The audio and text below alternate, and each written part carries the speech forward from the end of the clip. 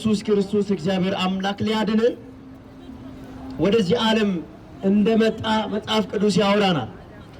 ወዳጆቼ ኃጢአት በአዳም በኩል ወደዚህ ዓለም ገባ ይላል። ሕይወት ደግሞ በኢየሱስ ክርስቶስ ወደዚህ ዓለም መጣ። ወዳጆቼ በአዳም ኃጢአተኞች እንደሆነ እንዲሁ ደግሞ በክርስቶስ ኢየሱስ ሕያዋን መሆን እንችላለን። መጽሐፍ ቅዱስ የሚያወራን እውነት ይሄን። ስለዚህ የምስራች ነው፣ ወንጌል የምስራች ነው። ኢየሱስ ያድናል።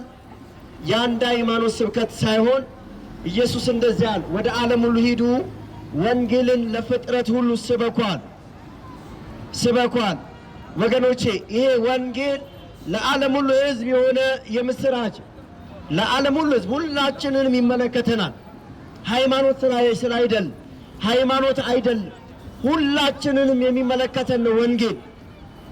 ምክንያቱም እግዚአብሔር አምላክ የሰውን ልጅ ያዳነበት መንገድ ስለሆነ። የሰውን ልጅ ከምንድነው የሚያድነው ካላችሁ ከኃጢአት።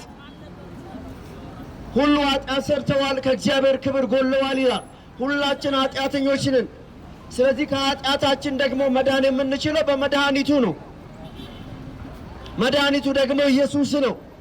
የዓለም መድኃኒት መድኃኔዓለም ብለን የምንጠራው ወገኖቼ የኃጢአት መድኃኒት የሆነው ኢየሱስ ነው። ስለዚህ ይህን መድኃኒት ተቀበሉ፣ ከኃጢአት በሽታ ዳኑ።